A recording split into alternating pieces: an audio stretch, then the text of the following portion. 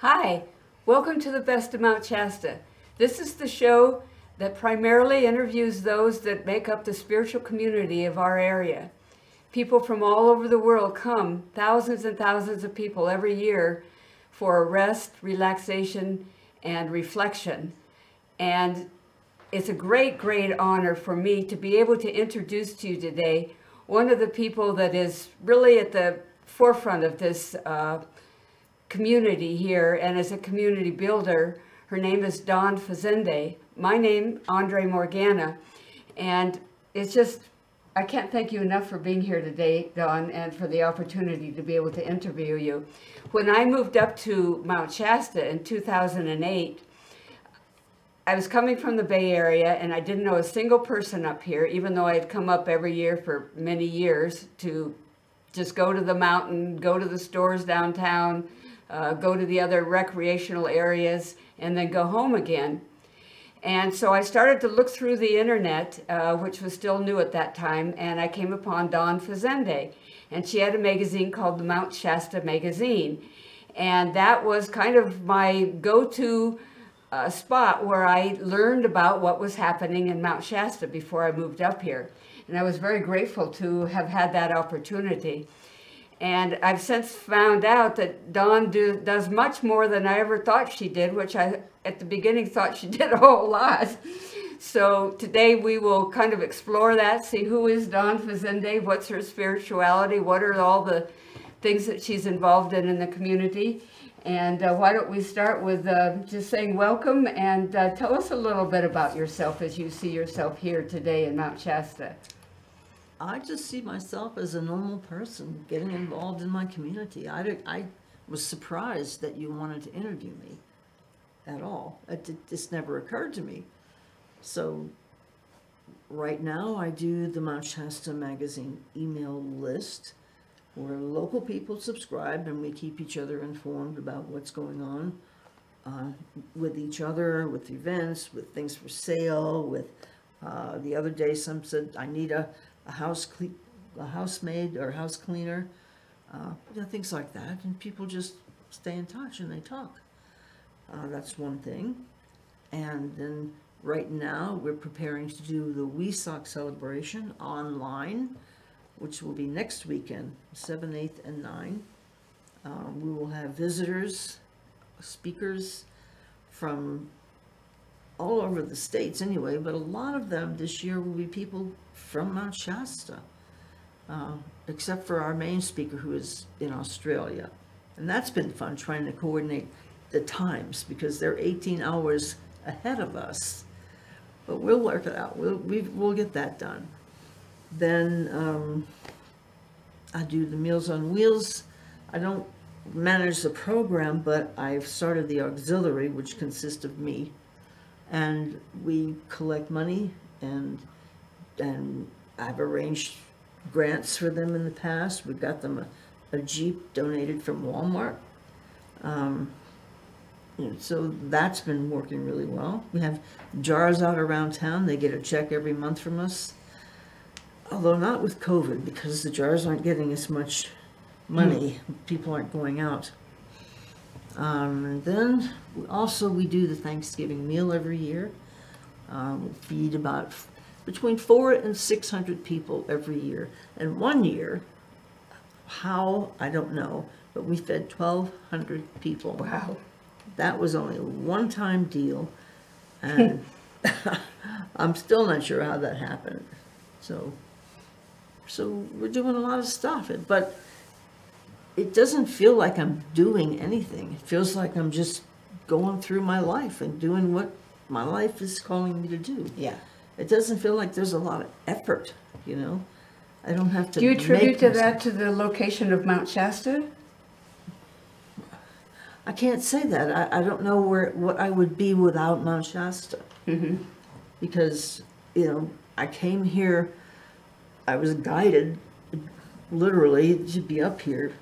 Should I tell the story? Yeah. What do you mean by being guided? Because a lot of people understand totally what you're saying, and then a lot of people that will watch this, it's kind of new language for them. And so, especially if you're talking about something that's not just here and now. Well, I was working in Reading at a restaurant in Reading, and I was coming up to Mount Shasta pretty frequently to see my friend who lives up here, Joanna Cherry. You'll meet her later. And then suddenly I started having these dreams about a being coming out of the top of a feather. And I could not get this being to tell me what it meant, what it wanted, what it symbolized, what I was supposed to do about it. So after a month or so of this, I finally said, I'm going to call Joanna Cherry. She knows how to help plug you into these things. Well, I called her up and said, you got to help me with this. It's driving me nuts. Then when I told her about it, she just giggled. She says, that's not a being. It's a painting. It's the flyer we're going to use for the Ascension celebration up here. I think that means you need to be up here. So you were actually seeing something that was about to take place in your mind's eye during dreaming for a whole month, and then you found out that this is something that has a reality to it. Yeah, that was real. And then when I got up here, that was in August of '92, when I came and spent that kind of time here, because most of the time I was coming up to visit my friend. But when I started getting into the spiritual community around here, in August, it was amazing to me that all these spiritual people were here. I mean, it was all over the campground at the lake. You know, all these people were here, and they were this event, for to the this Ascension. event. Sorry, yeah, to this event. Well, they're all here too, but for the event, they were there from all over the world, and I started getting, you know, feeling the mountain a little bit more. And the mountain, you know, she's a gem. She's a real gem. So what do you mean by feeling the mountain? I mean, you feel the presence. Yeah. You feel it in you. I do. I feel it in me. And if I'm away from it for too long, I just kind of feel like I need to get back and plug in again to that. Would you say it's like a living presence you feel? Oh, yeah. Very much so. Very much so. And I think most people who come up here will find that they build a relationship with the mountain, or they're not comfortable and they move. They come up thinking they're going to be here, and when they get here, they just don't fit the frequency or something, and they leave. But you know, if you're not called, when you are called, everything opens up for you. I was told it's very difficult to move up to Mount Shasta. Well, anyway. That wasn't your experience. It wasn't my experience at all. And again, I was working, and in this particular place had recruited me to come and work there. And when she was recruiting me, the manager was an angel. Butter would melt in her mouth. You know how they say that. And then as soon as I got there, I had moved. I got an apartment. I was, you know, settled. Everything fell into place. Everything fell into place, except she turned into a screaming Mimi witch of a manager. I saw that word you were about ready to utter. Yeah, I know. It didn't come out though. And one day, after just under 3 months, a little more than 2 months of taking that from her, I was coming back from Mount Shasta feeling really high and, you know, full. And I walked into to go to work, and she was sitting there waiting on me in the dining room with these papers and stuff. And she started in on me. She said, "We have to talk." And I said, "No, we don't." I took my keys, slid them across the table, and walked out. And then So that was a big moment for you, a big change, a choice. Yeah, I was. I wasn't going to put up with that. That's where your income was coming from. Yeah, it was. I had no income after that. But anyway, so I called my friend, Miss Joanna, and told her what had happened. I said, "I'm not working anymore. I don't know what I'm going to do." And she said, "Well, you know, I have a spare bedroom, and I could use a roommate." So That's great. that unfolded immediately. then, because I had only been there under 3 months, when I filed for unemployment, even though I quit. Mm-hmm. And because of the situation there, they gave me unemployment for the first year or so that I was here. Amazing. Then, and it's interesting because, you know, this is what you'll hear from people that feel called to Mount Shasta, is just things falling into place Right. that normally don't have a reason to be like that. right. Well, and during that time, of course, I was meeting a lot of the locals and seeing all Yeah. the interesting workshops and getting to articles of creation and crystals and you name it up here. And there was a magazine, a spiritual magazine, that came out of Sacramento. And I tried to get the local paper to do a spiritual magazine. I said, you know, that's what this area calls for. And the lady who owned it was just, no, we don't do that, not doing spiritual stuff, blah, blah, blah. Well, I kept going there, and then she sold the newspaper. And they brought in a new editor. And finally I decided, I took a copy of the other magazine in there, and I showed the gal at the counter all the advertising that was from Mount Shasta. And I said, you see how much revenue you're missing? And then, you know, they still said, no, go home. Then I get home, and they got a call saying the editor wants to see me. So I go down there, and she says, we will do this if you do it. I had no experience doing a magazine or anything like that, but I learned from them. Wow, I never knew that. That's yeah, interesting. Yeah, So then so their involvement was in teaching you how to create a magazine. Yeah, I mean, I got my education on doing that from them. Interesting. And that worked really well. We did that through them for about 4 years, and the paper got sold again to a Mormon company who, once again, didn't want anything to do with New Age. So I talked to them and I said, listen, I brought you this idea. Yeah. I want to take it with me when I go. And they said, fine, take it, you know. And So that was the birth of the Mount Shasta magazine? Yes. I took it home and That was the renamed best it. magazine. It was big and tall, and I mean, well, it wasn't the little tiny 8.5 by 11. It was, yeah, it was. It was a regular sized magazine. Well, isn't that interesting? Because when I got it, I thought it was a big, tall magazine. Well, that was your experience. Yeah, that's right. That's interesting.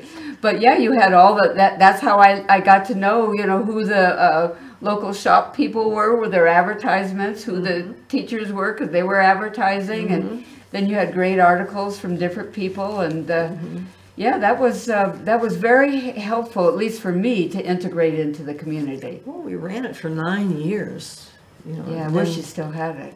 Well, that type of publication apparently does have a short lifespan. Yeah, yeah. Well, and also everybody's gone online with so much. Yeah, everybody's on the line, and good for me and good for them.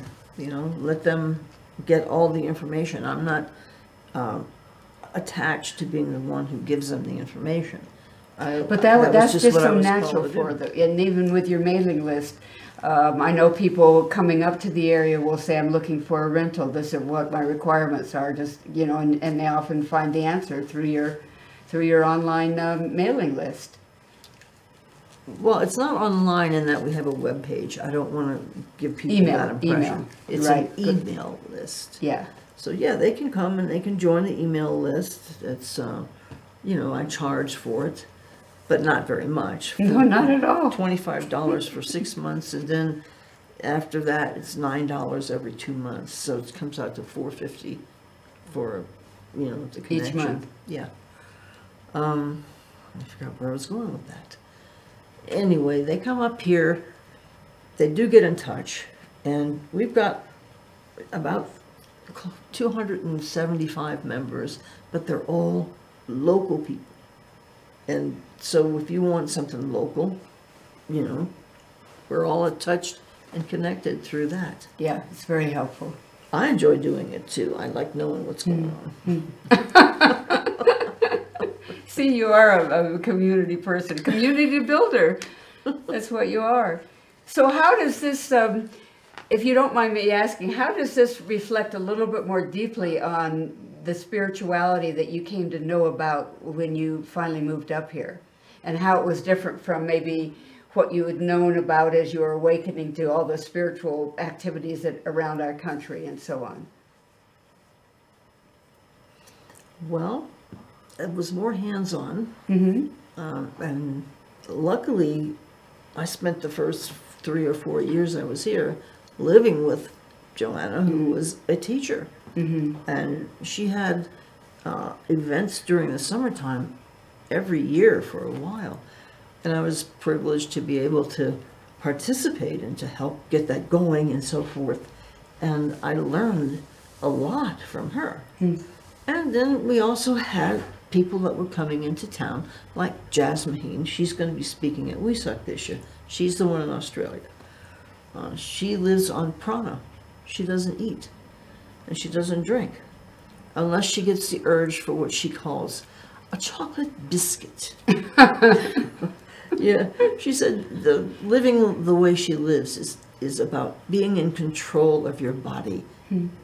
And if you want to have a chocolate biscuit, have a chocolate biscuit. But then, go back to being a breatharian, I guess you call it. Yeah, that's interesting. Yeah. So she can travel and it doesn't affect that? Does she have to start eating food during that time, or just... I do not think so. She came, Wow. She stayed with Joanna and me for a while, I believe. But anyway, she was up here and with us for quite a while, a few months anyway. And she never ate anything. Isn't that interesting? Yeah. Yeah. It's amazing the variety of experiences that people find themselves going through once they come into this area also. I mean, that's not a commonplace activity that you see a lot of locals doing, if any. Anywhere. But, yeah, interesting. Except maybe in India, because she learned it from her guru. Interesting. Don't ask me the name, because I do not know. So what were sort of the like you had mentioned when you came up here about crystals and all of that, were there certain things that you felt gravitated to that were practices for you that accelerated your experience of being in this area? Well, my teacher is Ramtha, and he's out of Washington. Okay. This area. Yeah, there's so much that goes on. I got really involved in kirtan, and I learned a lot about Hindu religion. I don't do religion. I was born and raised Catholic, and I got over that when I was 16 and started looking around. And it wasn't until I was at a Unity Church in Mobile, Alabama, and I was kind of dragged in there by another friend whose father was there. That's why we were in Mobile. And I was kind of nervous about being in another church, lightning bolts and all of that stuff. So I sat in the very last pew, way over on the edge, at the end, holding onto the arm of the pew, right near the door, in case I had to get up and run. And I stayed there, and during the course of her sermon, that minister, I don't know who she is, she didn't know me from Moses, she looked right at me and said, "You are God." And that about blew me wide open. I could feel myself, through my third eye especially, but just could feel myself just expanding, and it was an incredible experience. And then when I moved here, that was just, okay, I'm God, so what? And then I came here. So what, she says? Well, so everybody is. Exactly. I'm not the only one. Right. So I came up here, and I learned from Joanna and other people, mainly Joanna, and Swami Wandana, who did the kirtan. how to be more in touch with that, and how to have the connection. Yeah, and Ramtha teaches how to be an independent God, how to control your life through your God, and that's pretty much what's been going on. And the mountain nourishes that and enhances that. And she just took me in. She did. I don't know what else to say about that. You know, it's just an amazing thing. Well, I think one thing is that you're brave enough to come on a show like this and to sort of speak of things that are actually quite intimate. And yet at the same time, all over the world right now, people are starting to have experiences. Yeah. And if someone just happens upon this interview and sees, oh my God, I've been experiencing that too, then they don't feel so isolated, even though they may be in a place that they're the only person having that experience. So that's part of what's going on now in the world today. And it does get accelerated up here. And I think you've very clearly expressed, you know, the types of experience and the intimacy of those experiences and the profundity of them. Yeah, it's amazing. We did a meditation once, a group meditation, and for me, the whole group was taken into the mountain, into Kailash. What's Kailash? Mount Shiva's mountain in India. And we were put through all this learning, all these experiences, and in the end of this thing, he had us all in this pool of golden water. And we went up one at a time and received the blessings and the teachings. And then after all of that, he said, Mount Kailash and Mt Shasta are directly connected. This is my abode, and so is that. And then all of a sudden, we were all back in Mt Shasta, waking up, going, what the? I don't know if where have I been? What have I just experienced? Right, and for days after that, for me anyway, everything around me had this gold lining around it. So, you know, that was, I guess, his way of saying, you know what, that was a real thing. And I think that brings to the point of one of the reasons I'm doing the Best of Mt Shasta is that people are having extraordinary experiences, and I think you definitely, you know, touched upon, you know, that aspect of it, and yet it has to be in the days to come that science comes to understanding this and being able to grasp, you know, how it can be possible. Because it's not just you're the only person that's had this experience. This is happening there. All the people that were on that course where you went to that other mountain, everybody had that experience. What is going on? How are these awakenings happening? You know, why are they happening? And I just feel that you've been, you know, kind of a leader of in the community. You may not see yourself as that, but I think people do respect you and do, you know, honor just what you, like you say, you just do sort of like very ordinary things, and yet at the same time you're having very extraordinary experiences. Yeah, I guess that's true. I mean, we should talk about Meals on Wheels and all of that stuff. Well, we have a few minutes left, so let's kind of, you know, I'm very pleased you felt comfortable enough to talk about these experiences, because I think it's important for people who are sort of wherever they are in the world and stuff, and they happen upon this video.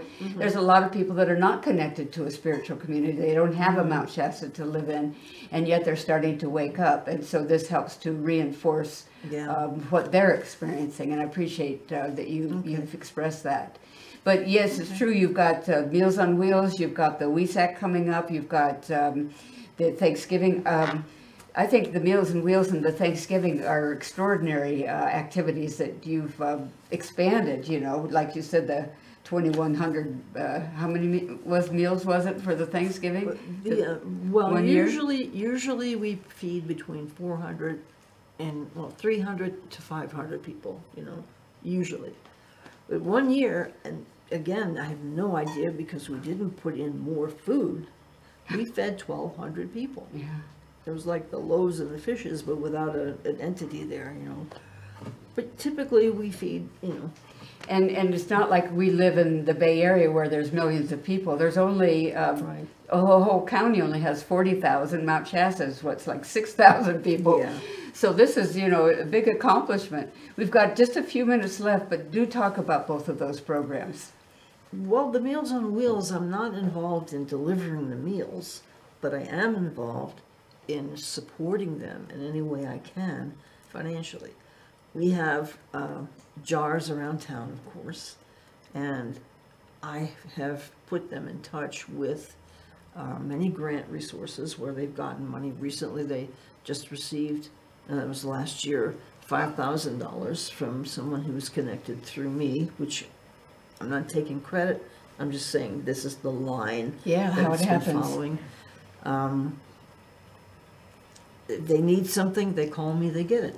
Yeah, You know, that's somehow or incredible. other. We got them a Jeep through Walmart one Yeah, year. but then you mentioned that. That's fabulous. Walmart, really? Well, they have programs where Yeah. they make grants and they do things like that. And they haven't done it since, but that particular year was the year they needed a Jeep. So I went through the Meals on Wheels Association of America, which now calls themselves MOA, and they had the program lined up. We got these people who will do this. If you need this, let me know. So it was no real big effort on my part. I didn't have to go digging. It was right there. Yeah. Well, that's who you are. That's what's wonderful about you. Talk just because we're almost to the end. Just talk a bit about the Thanksgiving. Well, Thanksgiving meal. Because that draws a lot of people coming in to help. We get a couple hundred volunteers every year. Couple hundred. That's amazing. Well, I mean, when I took over the Thanksgiving We're just a meal, small community. well, they all love it. That's Yeah, the point. exactly. Well, and that there's just some spark of light around what you know, brought out to them, and they're all just coming forward. Well, when I started doing it, it was designed only for people who were like homeless or couldn't afford a meal, and that kept the numbers very down. So when I came in, I started, you know, we shouldn't block it. There's a lot of people that I know who won't get a meal or celebrate anyway. So we started putting it out there that it was open to everybody. Nobody would be turned away unless you're drunk or, you know, a nuisance. And they started coming, and they have kept coming. That's wonderful. And then the community atmosphere that you create, where they're all Yeah. together like that, is amazing. Everybody gets to meet their friends and Yeah. talk. And before we do the prayer, I usually tell people, we have only one requirement. This meal is free, but one requirement is you got to talk to somebody you don't know. And Great idea. I They don't do it, know. huh? Well, I'm presuming they do. They really turn out for this. They make donations to keep it going so we can buy the food, and you know, we give away grocery bags full of food for people who need to take it home. We give away our leftovers at the end of the night. People stay long enough, they can take home leftovers from the turkey and all of that stuff. And we have music. The musicians volunteer their time. It is a community event now. Exactly. It really is. Exactly. And I love it. Yeah. And everybody else does too. They seem to. They keep coming back. Is there anything I haven't asked you that you would like to say or speak about in a very short period of time? Well, we got WESOC, we got Meals on Wheels, we got Thanksgiving meal. I like the way the WESAC format is. You have the people who are speaking the last 2 days, speaking in the beginning and talking about what they're going to be talking about, but it kind of gets the things rolling where just in one night everybody hears the whole weekend. Yeah, well, on Friday night we tell people to just take a half hour or 20 minutes and explain what they're going to talk about over the weekend. And then they have 2 90-minute slots, one on Saturday, one on Sunday, to expound on what they were talking about. Yeah, and those are become intensives, really. You know, it's not just a casual 30-minute workshop. Right. And, you know, my experience is a lot of people literally walk away transformed. Well, you know, and they'll speak good. about it in that way, you know. Good. And, you know, it has a profound effect. Well, I'm glad. Yeah. Be interesting to see how it'll be this year as online. Well, we did it online last year, too. And we thought, in fact, we wrote on the website, we'll see you in Mount Shasta next year. But with COVID and all that other stuff that's happening, we're just going to keep it online this year. And then maybe next year, hopefully, we can gather again at the park. Yeah. And in fact, for Thanksgiving, we're not going to be able to do the dinner in the park. So we're going to do just the homeless and Meals on Wheels folks. That's what we did last year. Right. You see, on Thanksgiving Day, we don't just feed people in the park. If you're sick, if you're unable to come to the park for any reason, we'll take the meal to you. And we had a couple hundred people last year who wanted to do that. That was our biggest year for the homebounds. So last year... So will you include the homebounds this year, even though it's not in the park? Yeah. That's wonderful. I think that's what we're going to do, because we can't do it in the park, and we want to do it, and people want to know it's there. And even if they can't come, they take a certain amount of pride in this Mount Shasta thing. Yeah, it's true, isn't it? Yeah, they do. Yeah. And they want to know that something is still being done. Yeah. At least to help the people who can't get help. Yeah. So yeah, we're doing that, and it's definitely a we. Excuse me. All of these events, all of the stuff is definitely a we, not a me. Because if one person couldn't possibly do all of this stuff. Right. Even all the driving the meals to the people's homes. Yeah.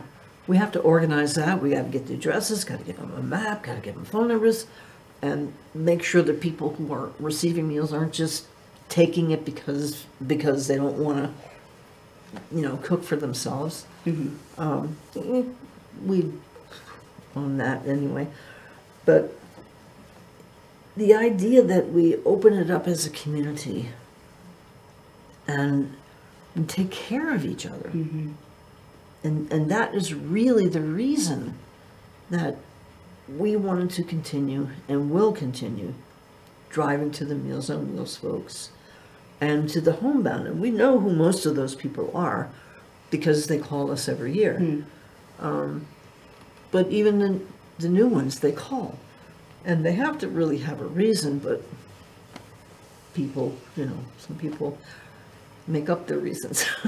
It's okay. It's okay. That's right. As long as we have enough food, it's okay. Last year we had one guy.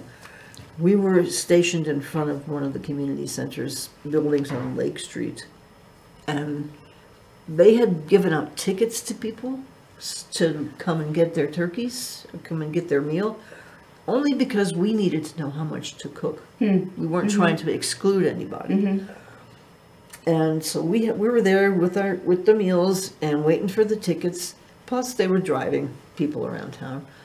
And this one guy showed up, and he was sitting against the wall, kind of back up an alley. But you could see him, and he was looking at us and looking at us. And someone in the car drove up and said, let's give one to him. And I said, we can't do that because these meals are all spoken for. So this guy took his own ticket, got the meal, and brought it over to that man. And that guy was so grateful to get that food. Wow. But he still, they develop a kind of an anger when they're like that because they're the way that, because this has happened to them. Exactly, and it's unresolved in their mind, of course. Right. As it should be. But it was such a gesture on in my mind for this man to take his own meal and give it to that guy. Yeah. I don't know what he did for the rest of the Thanksgiving dinners, for his Thanksgiving dinner, but I almost wanted to take him out to lunch myself. Yeah, right. He was gone before everything was done, so. But Well, that's it's where we wonderful. live. It's wonderful. I'm not sure on the time we have left. My sense is we're sort of at the Okay. crossroads.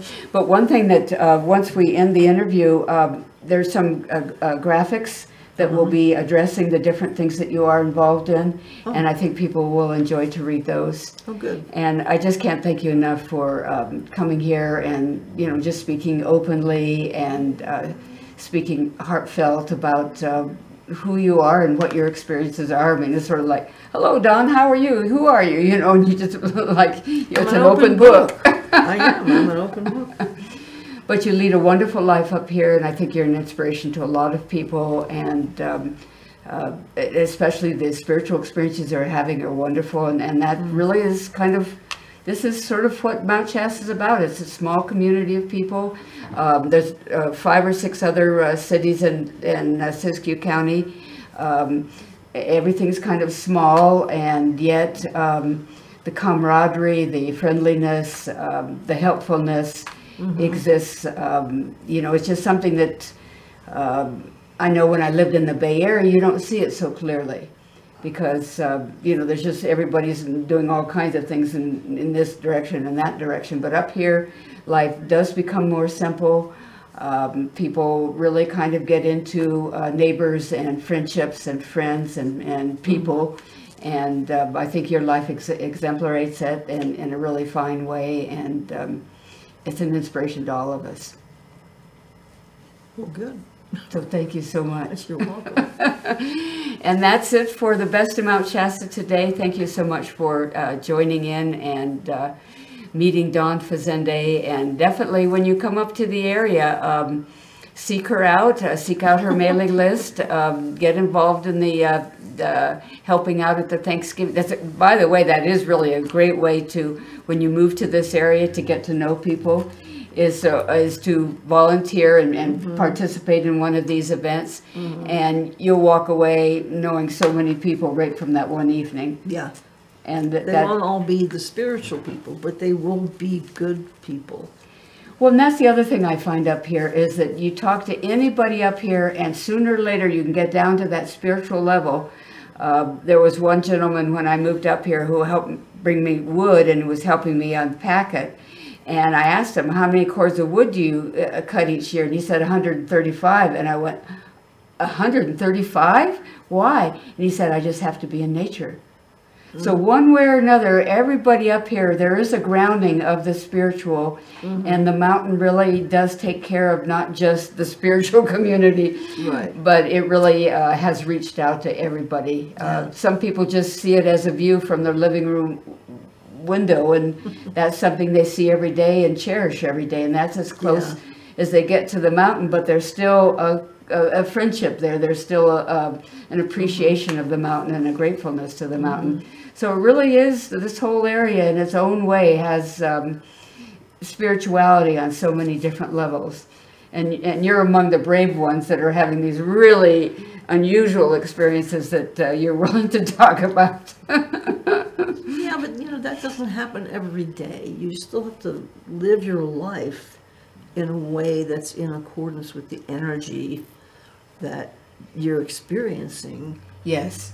So, I mean, those things are supposed to be life-changing. They're supposed to make you look at what you're doing and how you're doing it. You know, so yeah, you have the experience, and some people every day they get it. Some people don't need as much. And you get the experience, and then you act, and it just starts to flow. It's just kind of who you are.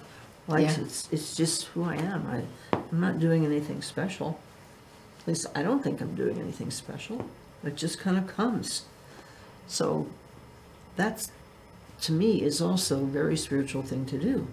They have that ability to make life work in that way. Yeah, and to live it, and to do something with it. And, you know, I'm very grateful for the life that I have. Very grateful. Well, so are we. Thank you so much. You're welcome, honey. You're welcome. Thank you. Thank you. And we have a wonderful cameraman, John, who's going to take care of ending the show for us. Okay, John, go for it.